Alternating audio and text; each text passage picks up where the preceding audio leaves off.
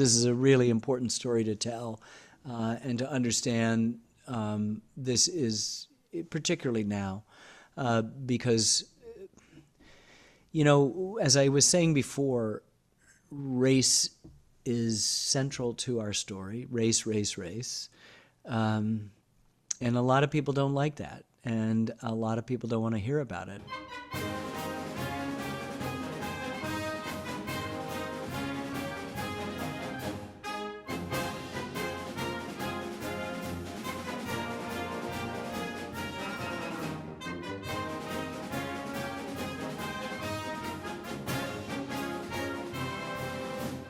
Hi, I'm Tom Shanahan, your host for the Endgame, where we discuss race and sports. My co-host Herman Bulls wasn't able to make it today, but I'm honored to have two special guests from history.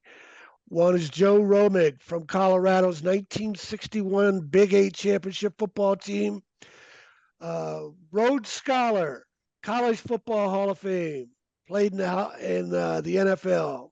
And then his 1961 teammate who had been recruited by Duffy Daugherty at Michigan State because he's from Royal Oak, Michigan, John Meadows.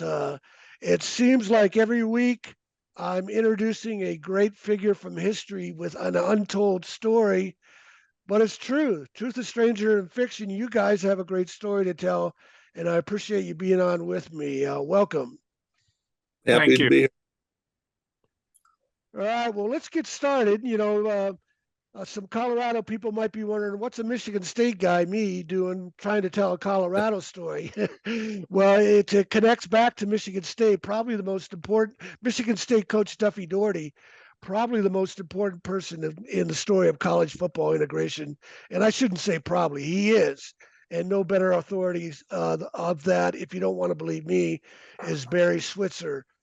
He says that on page 1 of my new book, The Right Thing to Do. And then I have chapter 6 on Colorado threatening to boycott the 1962 Orange Bowl. And the Colorado coach was a Duffy Daugherty disciple, Sonny Grandelius. In 1954, Duffy Daugherty was named the head coach, and on his first staff was Dan Devine, Bob Devaney, Bill Yeoman, Wow. Sonny Grandelius. All these guys followed Duffy's blueprint of ignoring quotas, limiting black athletes to a half dozen or so.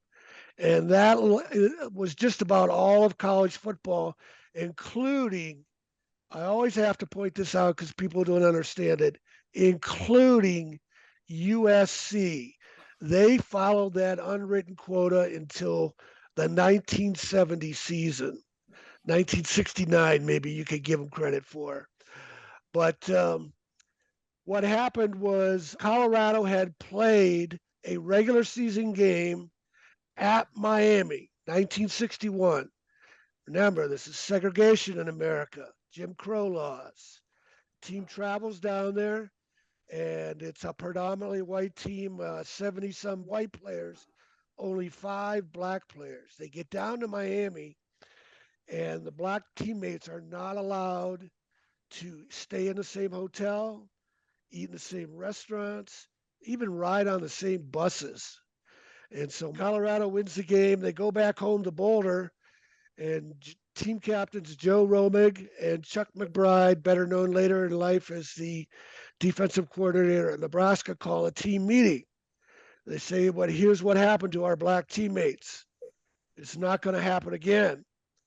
And as John Meadows told me, it was kind of a empty promise because you guys weren't scheduled to go to the South again, and you weren't favored to win the Big Eight and go back to Miami to the Orange Bowl.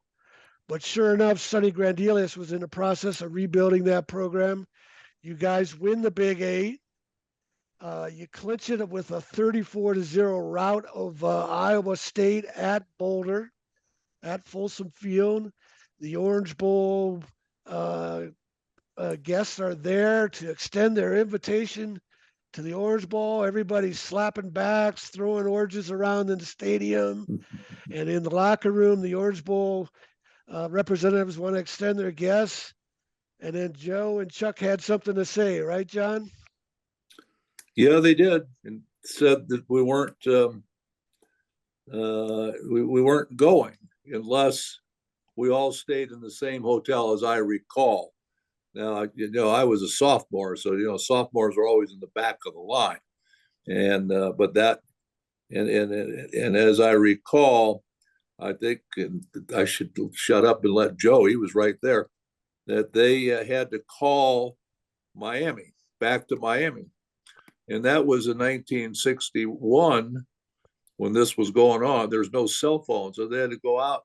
We had a payphone. I remember the payphone right outside of our locker room.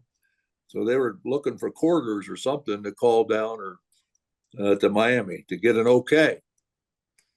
And then they came in, and I can't remember, whatever. I was just sort of being a sophomore, just happy to be there. Yeah, Joe, tell us about the extraordinary stance you guys took and what was behind it, because I got to remind our audience, this is 1961. Right. We are deep, deep into prejudice and bigotry in America.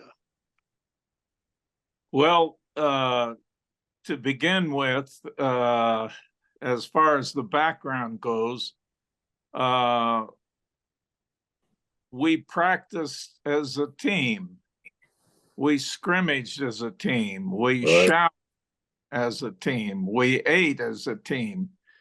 We traveled as a team. We shared bunks as a team. And we faced opposing teams on their field as a team. And the idea that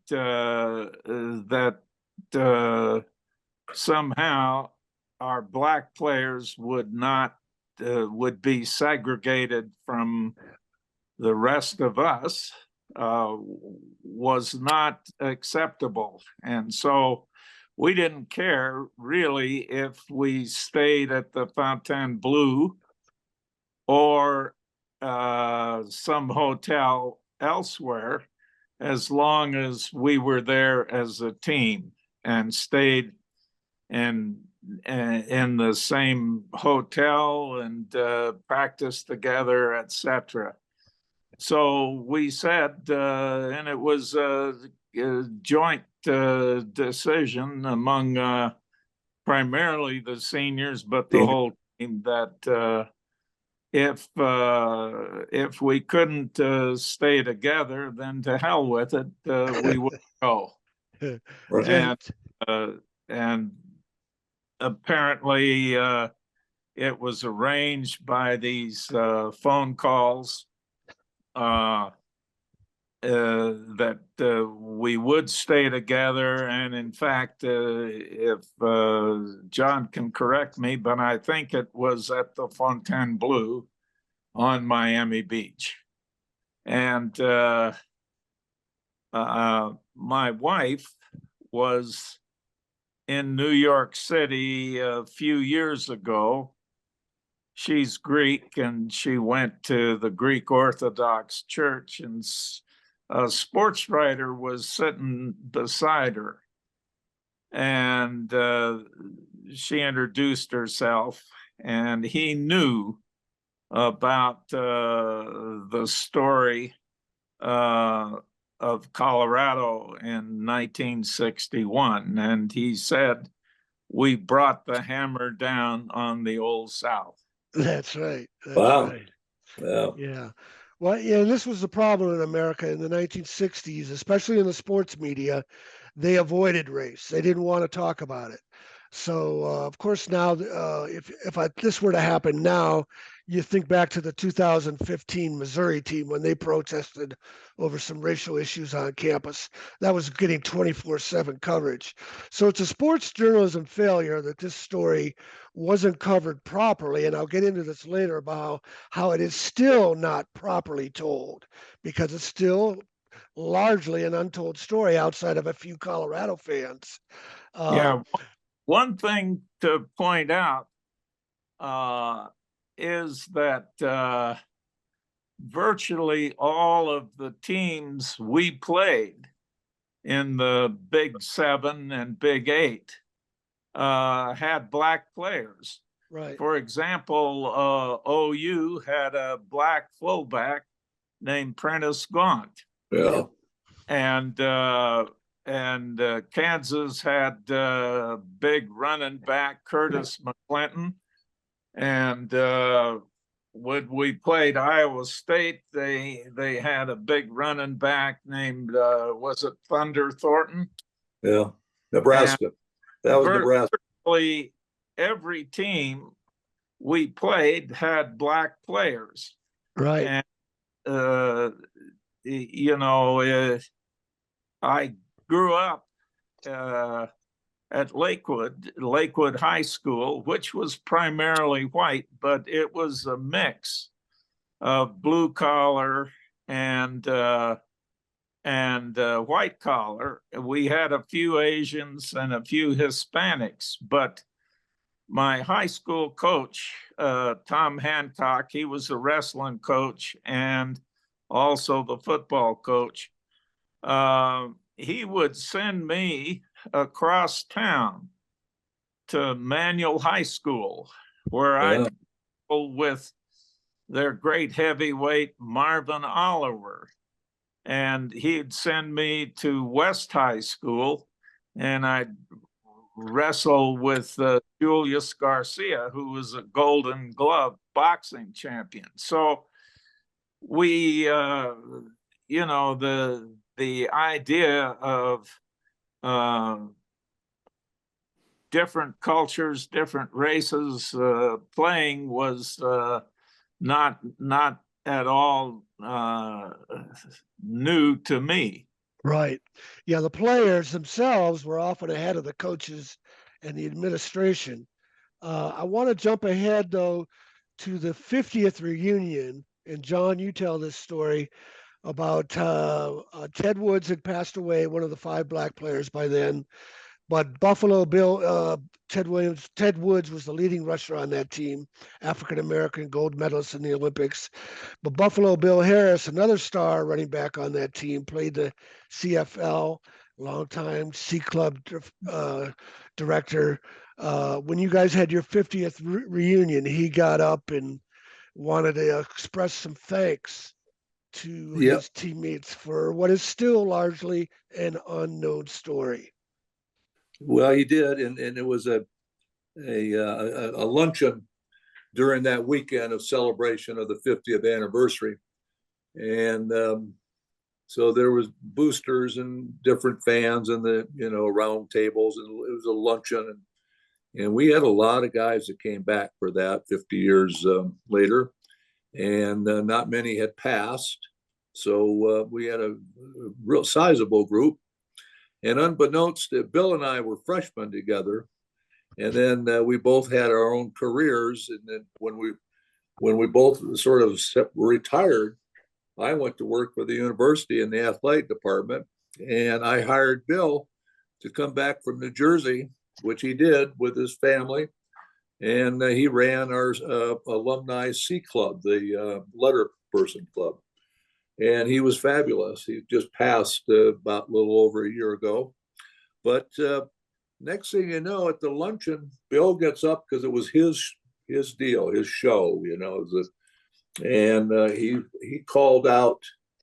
He came to the center of the room with a microphone, and he called his teammates that were there. And then we were all there. The rest of us, were sitting around these tables, like the dais, and so we stood up, and he said, "We have something to say," and he said something that he wanted us to know. We were the white guys, This is in 2011. He wanted us to know that those guys that were standing in front of us, our teammates, only our friends. 4 black players, the 4 surviving black players. That's right. That he wanted to thank us. He's crying. I'm crying. I'm looking at everybody, on the dais, all the other, everybody's crying. My wife is crying. The people, crying. Are we bawling? And so we are just teared up. It was so sweet. He Yeah. was, and he didn't have to thank us, and it wasn't, as Joe said so greatly. There, we were just team. We were team.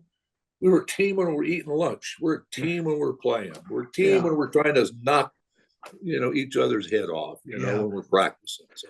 And I want to emphasize this again, especially for our younger viewers, because Black and white kids alike don't understand segregation is recent history, not ancient. This is extraordinary for white guys to take this stance Yeah. because it's easy for them just to look the other way. And for the most part, that's what most white people did.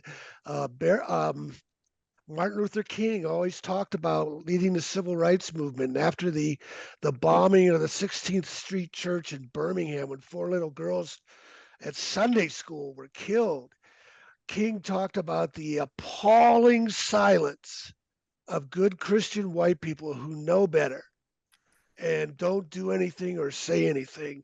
Well, here's an extraordinary story. It should be a 30 for 30 on ESPN, and nobody knows it.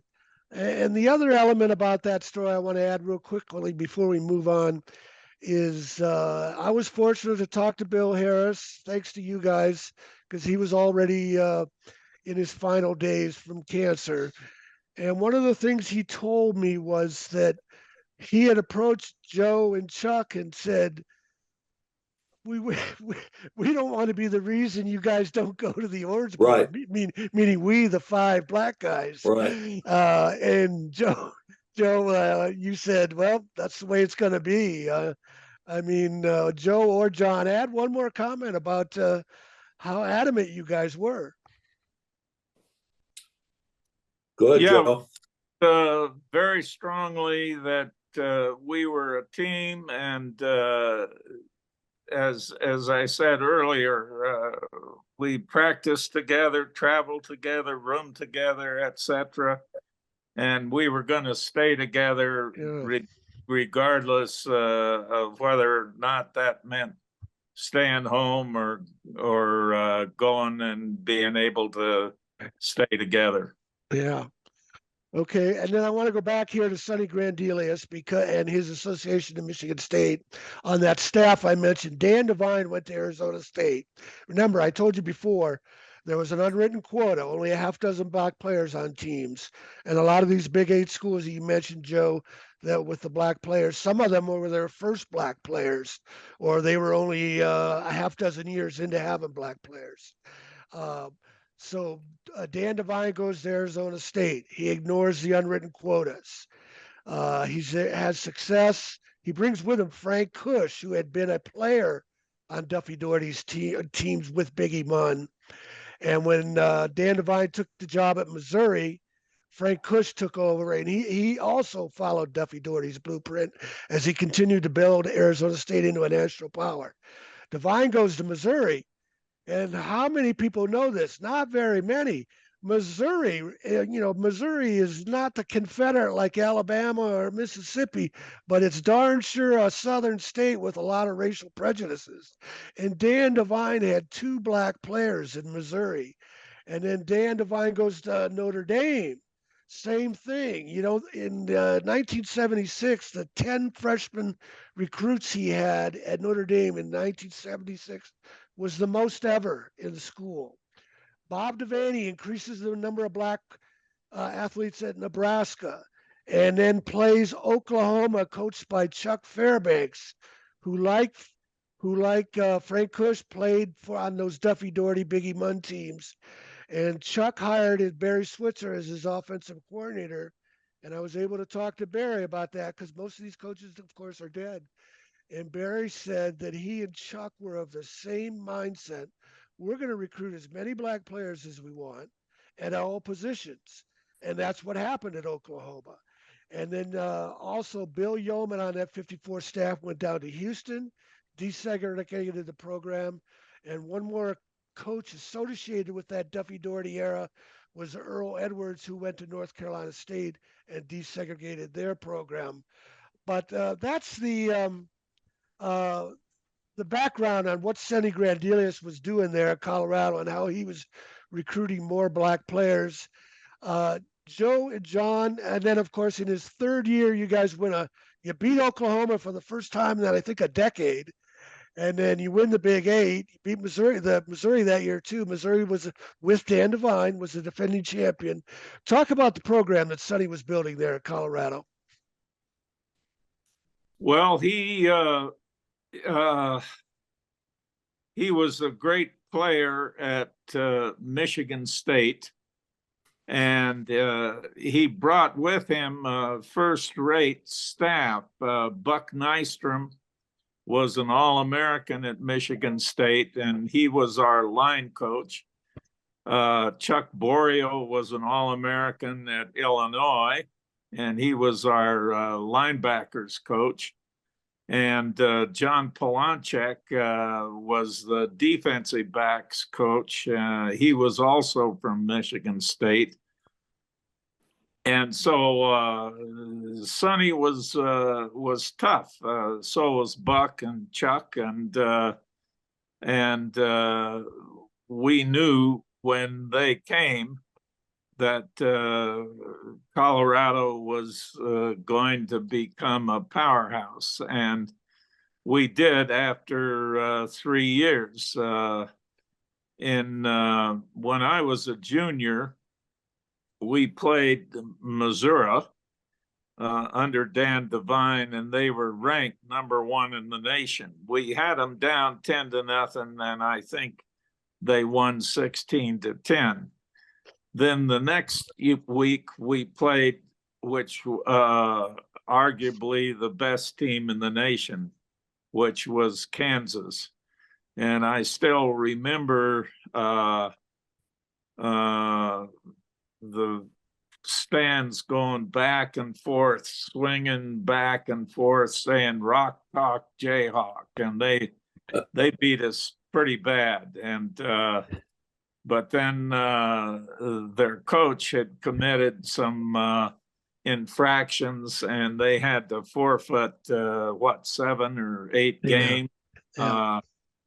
But they were the best team in the nation. They had tied Syracuse, who was the defending national champion. So Sonny had some infractions, and the administration fired him. But for that, there would have been 3 powerhouses in the Big Eight, and those would have been Nebraska, Oklahoma, and Colorado. Yeah, and I discussed this with both of you guys in the chapter on Colorado that although they were violations, they were basically routine violations, I guess, for the era, and a lot of coaches with more support from their administration survived such a thing. I think you were the one who told me that, Joe. But it was a real setback for the program, and one of the things that one of the controversies, I guess, was that Sonny was bringing in players from far away, and they were getting travel money. Is that correct? Yeah, we were getting if we drove home with somebody, whoever was driving got gas money. There was charges that we were getting airplane tickets too. If we weren't, I didn't know anybody was getting an airplane ticket, so we had to drive across country. I want to go back just a hair.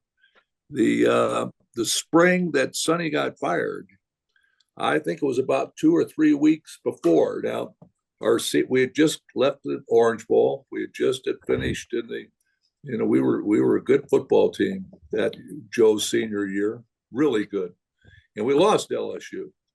But 2 months later, Sports Illustrated was getting ready to do its put together next fall's preseason picks. and they all came out and took a bunch of pictures. We were going to be on the cover, and we were going to be preseason Sports Illustrated #1 team. By May of that year, I think it was about 20, 25 people were lost a year of eligibility.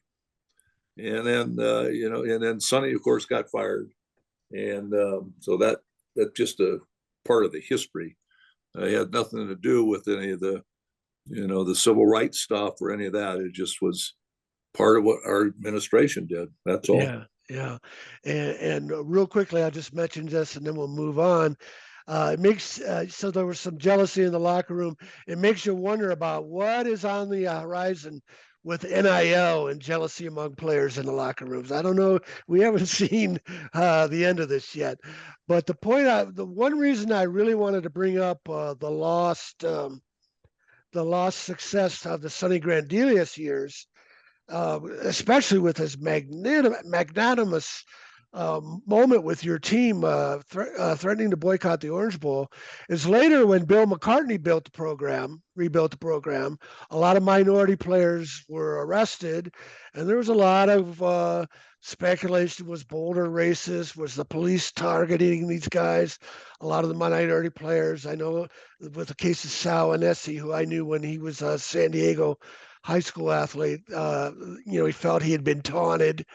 And so Colorado kind of got the Sports Illustrated's Rick Riley came out and wrote a big story about questioning about the racism in the Boulder. But nobody knows what this foundation story from the 60s. And I think it's a good example of a sports journalism failure of not spreading the true story of a program. And Joe, I talked about this with you. How valuable would it have been to other people, considering sports opened so many doors, if more people had understood what you guys did in 1961? Yeah, I think it would have had an impact and would have hastened the changes that were coming. And especially when you combine that, here's the other thing people don't know. This is just remarkable, but I have chapters in my book on it. 1961, the same season, UCLA's 8 black players hear that Alabama and Barrett Bryant are trying to sneak into the back door of the Rose Bowl because there's a lapse in the contract to replace the Big Ten team. And Jim Murray hears that Kermit Alexander, a longtime pro player with the 49ers and one of UCLA's stars, said that UCLA's black players were going to boycott the Rose Bowl if Alabama was invited. And as Kermit Alexander told me, if we can't play on their field, why should we be able to play on their field? And the other thing you have to remember, this was 1961. In May of 1961 is when John Lewis and the Freedom Riders were riding those buses into the South, and they were getting firebombed and attacked by racists. So that also fueled some of the UCLA players' motivations. But again, sports media avoided race. Hardly anybody knows that story. And whatever version they do know, they don't know the correct one. They know the romantic Alabama version because Bear Bryant, everything favors Bear Bryant in this time period. The romantic one was that once Ohio State's faculty voted that Ohio State couldn't go to the Orange Bowl because, ironically, the faculty feared Woody Hayes was turning Ohio State into a football factory. They voted for him not to go. That's when Alabama and Bear Bryant entered the picture, and people said, "Oh, wouldn't it be nice for Bear Bryant to coach in the Rose Bowl since he played in it?" But that's not true, as my story reveals with my research. Bear Bryant was maneuvering behind the scenes with the help of the Pac-8 commissioner, who was his old Navy buddy, to sneak in because of a lapse in the contract. But again, 2 extraordinary stories of standing up to racism, and the Rose Bowl had to back down, and the Orange Bowl backed down. And I just hope more and more people will learn this story about Colorado. because it's such an important story, and it's an important sports journalism failure story because nobody knows about it from that 1961 season, and the national media continues to tell the story that Bear Bryant waved his wand in 1970, and that was the end of segregation, forgetting about all these black players that were making sacrifices in the 60s, and all the leadership from Duffy Daugherty and his assistant coaches. In the 1966 game of the century, Michigan State had 20 black players, 11 black starters, 2 black team captains, voted by a predominantly white team, similar to Colorado. College Football Hall of Famers George Webster and Clinton Jones, and Jimmy Ray of segregated Fayetteville, North Carolina, as a black quarterback when there were no black quarterbacks. Notre Dame had 1 black player. So my point is, there was just great leadership coming out of so many people in Colorado, Arizona State. They are all in Duffy Daugherty's coaching tree, and I want John to tell a story about what a great, not only what a great coach Duffy Daugherty was, and what how he favored equity and equality in our country, but the story about you coming to visit him about transferring, and eventually you learned Duffy knew what was better for you than you did, right? That's true. I was homesick freshman year. I just told this to Romy the other night. We were at a friend's birthday party, and so when it's spring break, went up to Michigan State from Detroit because I was from there, and ended up told him I thought I wanted to transfer to Michigan State because they had recruited me, and he tells me, to John, he said, you got to, there are 2. He said, we'll take you because you're a Michigan boy. I remember him saying that, Michigan boy. And then he said, but he says, you must go back and you must pass every class. And then he didn't say to get A's in every class, just you have to pass every class. I did. And he says, and you must go through spring football. Now, spring football in those days, and still now, it's, I think it was like a 20-day deal. So it was freshmen who couldn't play with the varsity in those days, 1961. We had our own schedule, and then the varsity played, and we scrimmaged them. And oftentimes we were just fodder, they would just beat us up, Romy just beat us up. And so I went through spring football, like Duffy said, and with the intent that I thought I was going to transfer. Well, after going through 20 days, 2 things happened to me. One, I figured I could probably play with these guys. Was I going to start? No. But could I contribute? Maybe. And then I'd start making a lot of friends. And these seniors, this group of seniors from Romig to Hillebrand to all these, they just put their arms around us, wrapped us up. Teddy Woods, et cetera, just sort of, we became part of the team. We were just part of the team. And I went back to Michigan State when I got out of school. That's late May. Went up to meet him, and I said that I was going to stay. And he told me, it's the best decision you will ever make in your life, number one. Later on, he moved to Santa Barbara, as I recall, when he retired. Correct. And he started sending me and then Christmas cards before he died. Yeah. It was very sweet. Yeah, and then He was of course a sweetheart man. You've had a great life out there in Colorado. How many coaches would do that? Not very many, if any at all. Let's kind of wrap it up here. I want to touch back on what Joe said earlier about working out with Marvin Oliver. Is that right, Joe? Yep. I always want to call him Oliver Marvin. Yeah. And that goes back to something Mark Twain said. He said, travel is a barrier to prejudice. If we all travel and get out to know each other like you guys did in Colorado, we don't have any, so we can overcome our racial prejudices. And then the other point I failed to make earlier when I was talking about how um, segregation is recent history and not ancient history. And the younger people in this audience need to understand, as a backdrop to the stance you guys took, your leading rusher was Ted Woods. In the 1960 Olympics, he was an NCAA champion of 400 meters. In the 1960 Olympics, he's in Rome and he gets a gold medal with the Olympic relay team, the 1600-meter relay team. So here he is in Rome in 1960 with a USA uniform. And then he's a year later, he's in Miami and he's not allowed to stay in a hotel or eat with his white teammates.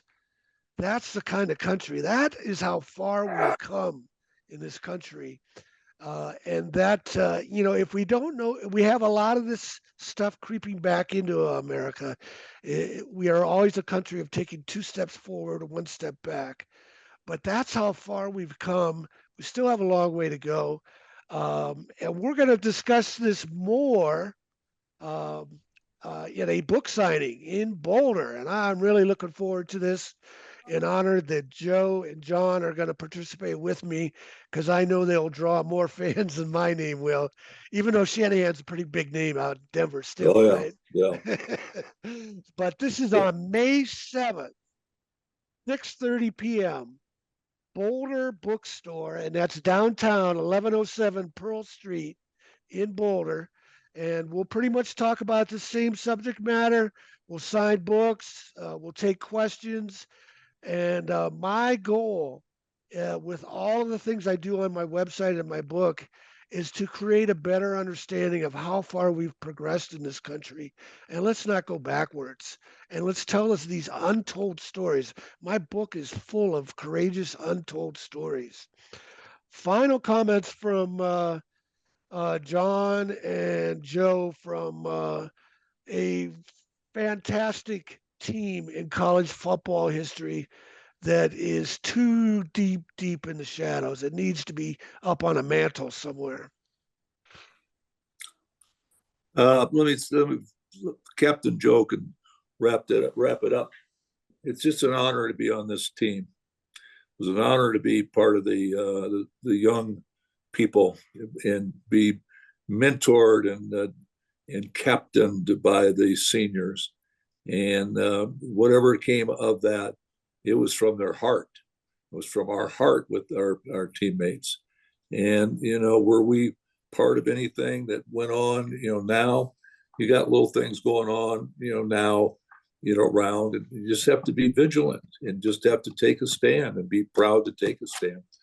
And then, of course, Joe and his seniors, they were big time. They were big time. They're big time now, Well, thank you. And it was really an honor and to be associated with our team and everybody. I mean, we've stayed in touch. I talked to Marvin Oliver a couple of months ago. I know when I attended Oxford, one of my best friends was Stan Sanders.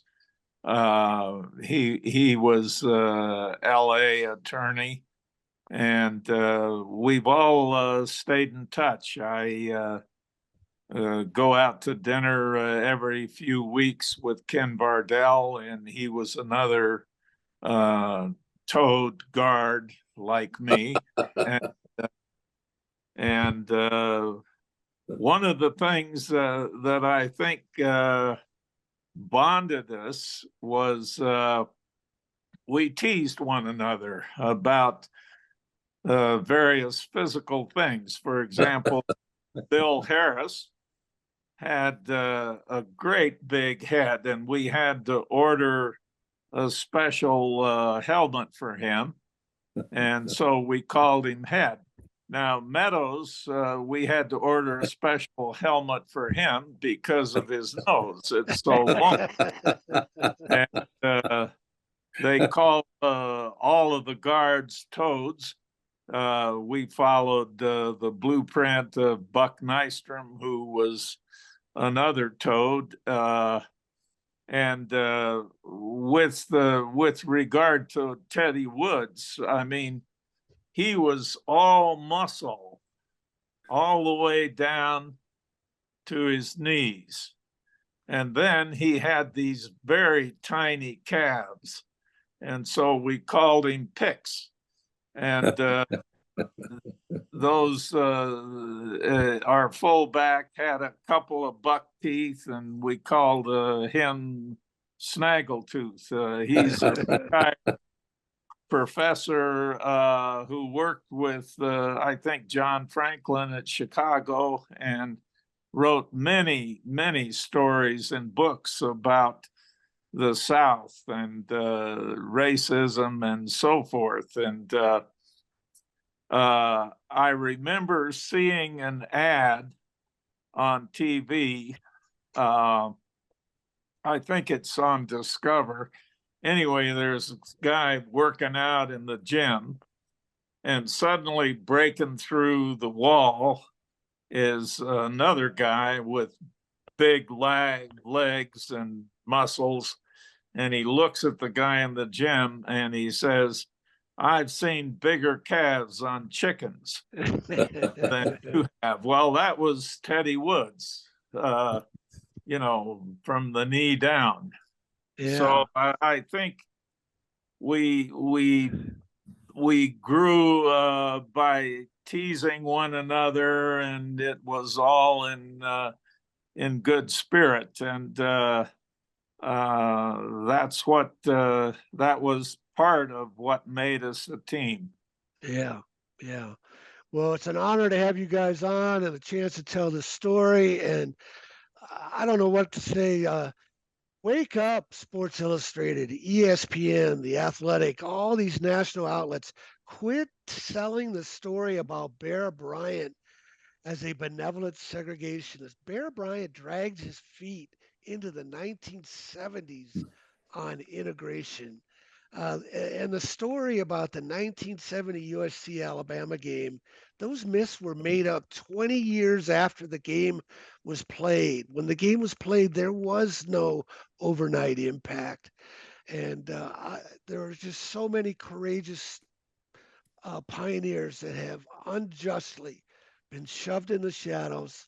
I tell the stories in my book, and we're going to discuss this again with these two gentlemen. May 7th, 6:30 p.m. at the Boulder Bookstore in Boulder. Thanks for watching, and share this with as many friends as you can.